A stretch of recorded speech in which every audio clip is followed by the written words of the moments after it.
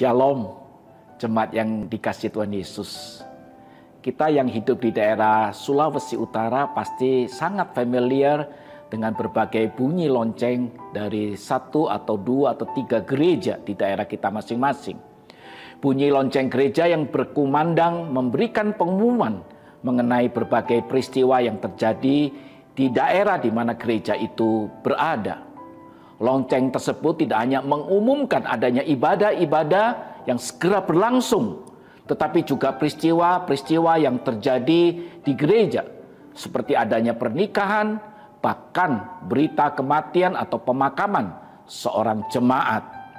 Itu juga terjadi ketika John Donne, penulis sekaligus kepala katedral St. Paul, Inggris, saat terbaring tidak berdaya akibat wabah pes yang merenggut ribuan nyawa di London. Ia pun dapat mendengar lonceng yang terus-menerus berdentang, mengumumkan kematian demi kematian merenggut jiwa atau jemaat di London pada saat itu karena wabah pes yang melanda seluruh kota itu. Dalam tuangan pemikirannya pada buku harian renungan yang kemudian menjadi buku klasik, ia mendorong pembacanya untuk, boleh katakan, tidak perlu mencari tahu untuk apa atau siapa lonceng itu berdentang.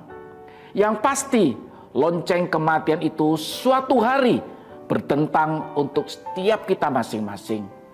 Sudah tepat sekali, kitab Ibrani mengajarkan bahwa kelak kita akan menghadapi maut.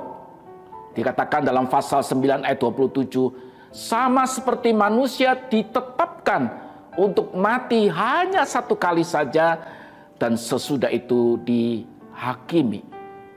Saudara yang dikasihi Tuhan Yesus, ketika lonceng kematian itu tiba, apa respons setiap kita?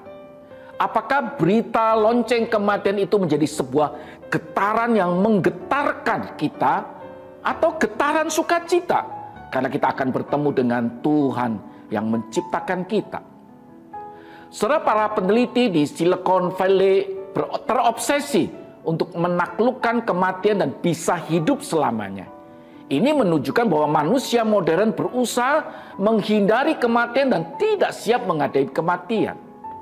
Tetapi Rasul Paulus berkata dalam surat Korintus bahwa maut telah ditelan oleh kemenangan, oleh kebangkitan Yesus Kristus, sehingga ia berteriak dengan sukacita, "Hai maut, di manakah sengatmu?"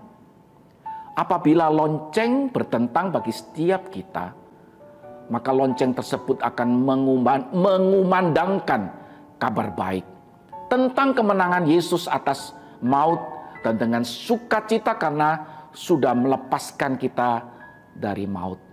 Biarlah ini berita menjadi sebuah berita yang menyukakan dan menyiapkan setiap kita dan termasuk saya ketika lonceng kematian itu mendatangi hidup kita. Ingat, Yesus sudah bangkit untuk setiap kita. Tuhan Yesus memberkati setiap kita. Amin.